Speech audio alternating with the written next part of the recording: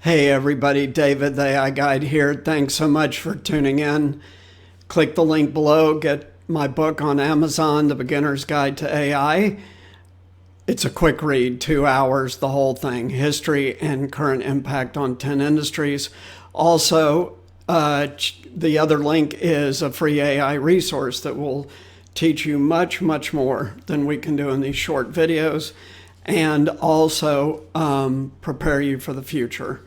So thanks so much for tuning in. And we're finishing up a 4-part series today about a very important U.S. government study by the Bureau of Labor Statistics on what jobs will be automated out of existence. And at the end of last video, I explained what those are. Go back, watch that video to the end, and you're going to hear some surprising results from their study. But what I do want to do is just briefly talk about their conclusion, and then from there, I'm going to give you summary thoughts. So here is their conclusion. Numerous observers believe recent developments in robotics and AI may cause an unprecedented wave of automation-related job losses. In this view, the new technology is fundamentally different from earlier waves of computing technology because it improves at an accelerating rate and substitutes for a much wider range of job tasks. We talk about that all the time. These are exponential technologies. A widely cited scenario estimates that 47% of jobs are susceptible to automation between 2010 and 2030, implying a decisive break with previous rates of occupational growth and decline. As part of this argument, proponents have cited 28 detailed occupations as notably susceptible to job loss due to new technology. However, these occupations did not exhibit any general tendency toward rapid job loss. So they're saying they completely disagree with all these other studies and warnings about job loss related to AI and robotics. As you might guess, I agree with part of what they're saying because I give you both sides, and that's my job. I give you both sides, what's valid on one side and valid on the other side, so that you get a real idea of what might happen. Because this is going to hit during the peak of your working career.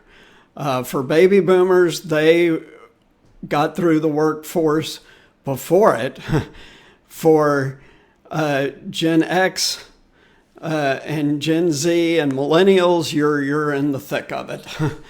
So here's what I think.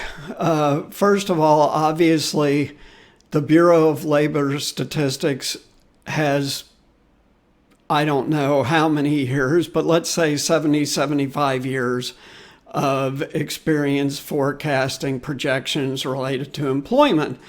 So they're extremely experienced, and they have an unbelievable data set. Why? Because they're the government, and they can do that over 75 years. So all of that is on their side of the ledger. What is on the other side of the ledger? Well, it really comes down to the conclusion that I just read you, where they disagree with the fundamental assumptions of all the other studies that have come out, which is that AI and robotics are different. And I explained why I believe that AI and robotics truly are different, and it's the entire reason I started the AI Guide, was to prepare my audience, people from 18 to 34, for this automation wave.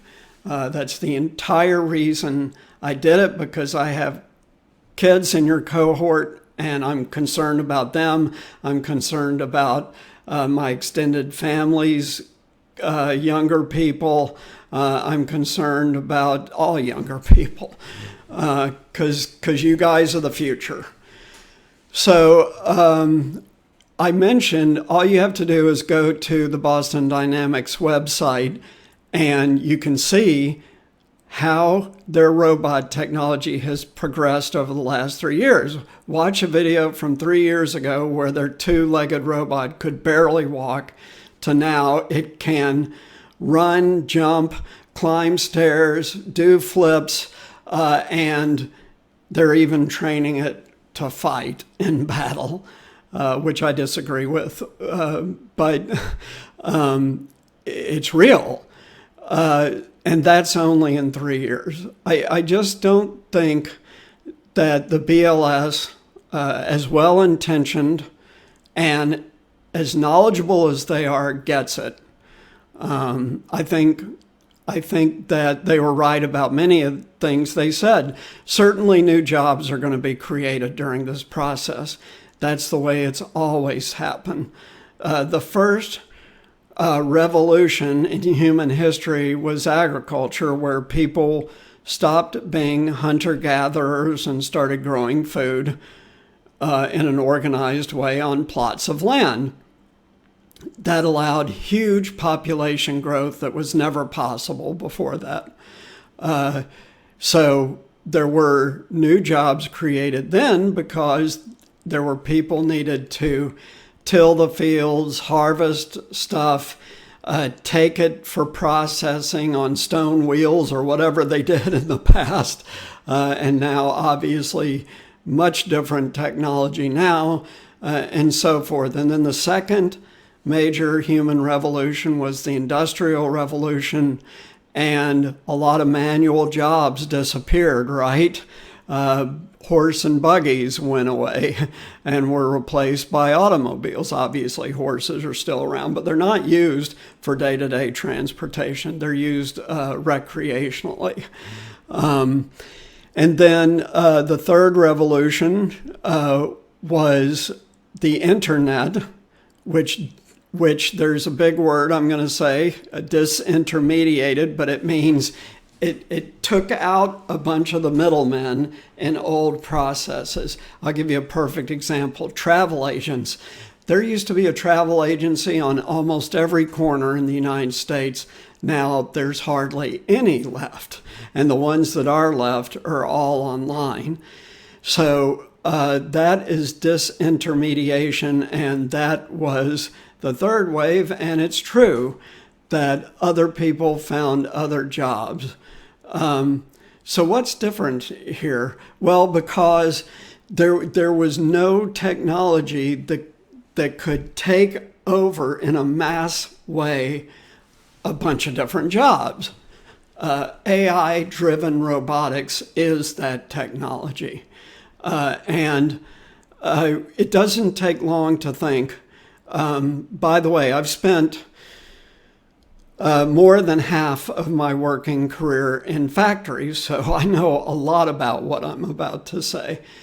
It doesn't take a lot to understand that automation in factories has displaced a high number of workers. You can see that in the effects of what has happened since the Industrial Revolution. Back at the dawn of the Industrial Revolution, 95% of people in the United States were in agriculture. They were farmers. Now it's 5% or less. And then they all went to work in the factories. But the big companies, this has not filtered down to small, mid-sized and smaller companies yet so much, but it will. It will.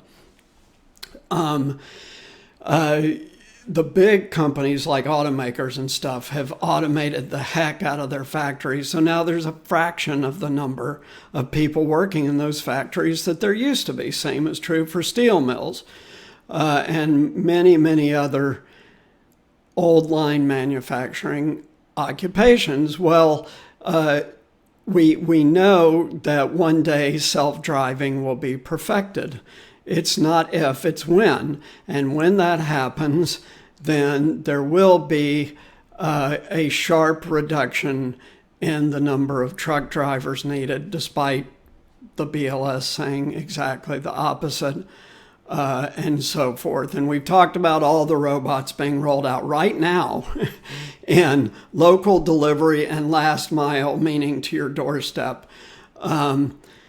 which are going to be everywhere in 5 years. The robots will be everywhere in 5 years. And then a little bit after that, they'll be in all the retail stores, because robots don't get sick. They don't need holidays. They don't need vacation. They don't need they don't need health insurance. They don't need a lot of things that human beings need. So this is a very, very interesting study. To read it, just Google U.S. Bureau of Labor Statistics, and on the right side, it'll say monthly labor review, growth trends for selected occupations considered at risk from automation. And again, this is done once only every 10 years. So this was a big study, and they come to a dramatically different conclusion than everybody else. Let's all hope they're right. Let's hope they're right. I'm concerned, though. So thanks so much for tuning in. Click the links, get my book on Amazon, or get your free AI resource and participate in my beta course, in which I will walk you through career change for you beta participants. So thanks so much. Take care, and we'll see you next time. And we're done with this. We're going to whole new topics, and I already have a great one. So thanks so much. Take care. Bye-bye.